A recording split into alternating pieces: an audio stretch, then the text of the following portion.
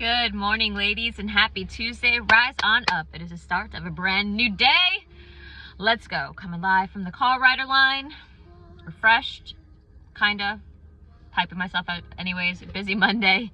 It was definitely a little crazier schedule than usual, but it's the holidays, and now with Scarlett being in dance, she has extra practices for quite a few shows she has going on next month, and work is busy, so I had to do quite a bit of that.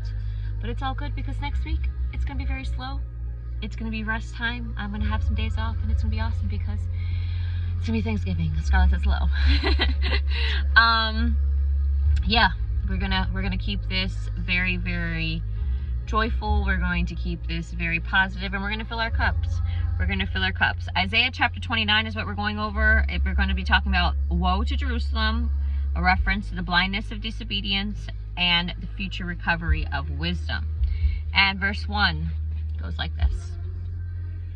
Woe to Ariel, the city where David dwelt. Add year to year, let feasts come around, yet I will distress Ariel. There shall be heaviness and sorrow, and it shall be to me as Ariel. I will encamp against you all around. I will lay siege against you with a mound, and I will raise siege works against you. You shall be brought down, you shall speak out of the ground. Your speech shall be low, out of the dust, your voice shall be like mediums out of the ground, and your speech shall whisper out of the dust. Moreover, the multitude of your foes shall be like fine dust, and the multitude of the terrible ones like a chaff that passes away. Yes, it shall be in an instant and suddenly. Verse 6, you will be punished by the Lord of hosts with thunder and earthquake and great noise, with storm and tempest and the flames of devouring fire. The multitude of all the nations who fight against Ariel, even all who fight against her and her fortress and distress her, shall be as a dream of a night vision. It shall even be as when a hungry man dreams and looks, he eats, but he awakes and his soul is still empty. Or as when a thirsty man dreams and look, he drinks, but he awakes, and indeed he is faint and his soul still craves. So the multitude of the nations shall be who fight against Mount Zion. Verse 9, pause and wonder. Blind yourselves and be blind. They are drunk, but not with wine. They stagger, but not with intoxicating drink. For the Lord has poured out on you the spirit of deep sleep, and has closed your eyes, namely the prophets, and he has covered your heads, namely the seers.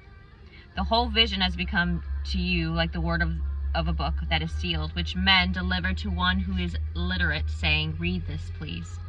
And he says, I cannot, for it is sealed. Verse 12, and the book is delivered to one who is illiterate, saying, read this, please. And he says, I am not literate. Therefore the Lord said, inasmuch as these people draw near with their mouths, and honor me with their lips, but have removed their hearts far from me, and their fear toward me is taught by the commandment of men. Therefore, behold, I will again do a marvelous work among this people, and marvelous work and wonder, for the wisdom of their wise men shall perish, and the understanding of their prudent men shall be hidden. Verse 15, woe to those who seek deep to hide their counsel far from the Lord, and their works are in the dark. They say, who sees us, and who knows us? Surely you have things turned around. Shall the potter be esteemed as the clay? For shall the thing made say of him who made it, he did not make me? Or shall the thing formed say of him who formed it, he has no understanding? Verse 17, it is not yet a very little while till Lebanon shall be turned into a fruitful field, and the fruitful field be esteemed as a forest. In that day the deaf shall hear the words of the book, and the eyes of the blind shall see out of obscurity and out of darkness. Verse 19, the humble also shall increase their joy in the Lord, and the poor among men shall rejoice in the Holy One of Israel. For the terrible one is brought to nothing, the scornful one is consumed, and all who watch for iniquity are cut off, who make a man an offender by a word, and lay a snare for him who reproves in the gate, and turn aside the just by empty words. Therefore thus says the Lord, who redeemed Abraham, concerning the house of Jacob, Jacob shall not now be ashamed, nor shall his face now grow pale. But when he sees his children, the work of my hands in his midst, they will hallow at my name. and hallow the Holy One of Jacob, and fear the God of Israel. Verse 24, these also who erred in spirit will come to understanding, and those who complained will learn the doctrine. Some background behind chapter 29 of Isaiah.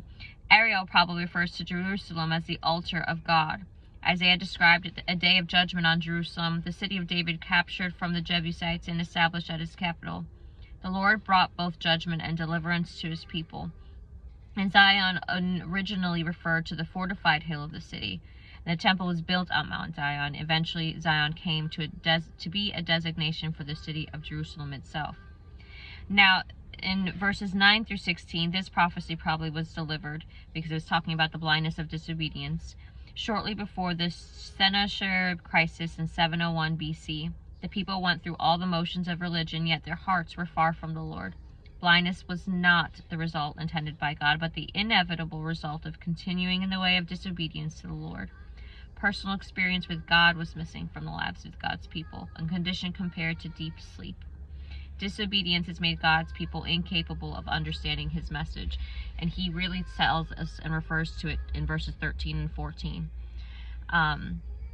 Because sometimes I think even we all get confused. I even got confused, especially in the beginning, thinking Christianity, all these different religions, you have to just be in the religion but yet act worldly when you leave on Sunday, and that's actually really not the case. We have to surrender ourselves and have a relationship with Christ himself, because if we don't, we can know all the scriptures, we can attend all the Sunday services and serve and be like on the top notch of everything, but if we don't talk to him in the private, he knows if we talk to him in private. He knows if we have our quote-unquote prayer closet, who we help behind the scenes, what we say behind the scenes. And don't get me wrong, we all sin. I mean, he knew we were going to sin, hence why he died on the cross for us. But you have to really take your time to just shut out the noise and then just start the relationship with him. Because let me tell you, when you start a relationship with Jesus Christ, and like you're just talking middle of the day, asking for wisdom, asking for, whether some people call it signs, some people call it discernment, some people just, there's different, whatever fits you. I call it more so discernment and wisdom, and he will show himself. I mean, I've never heard some raging, roaring voice, but I've seen quite a things happen in my view, whether it be at work or in my personal life, that shows me that he's showing up there. And to God be his glory, let's just say that. Now, gotta get this little one into school here shortly. I hope you'll have a blessed day. If you need prayer, leave a message down below. Would love to pray for you. If not, I hope you stay blessed, stay encouraged, and talk to you tomorrow.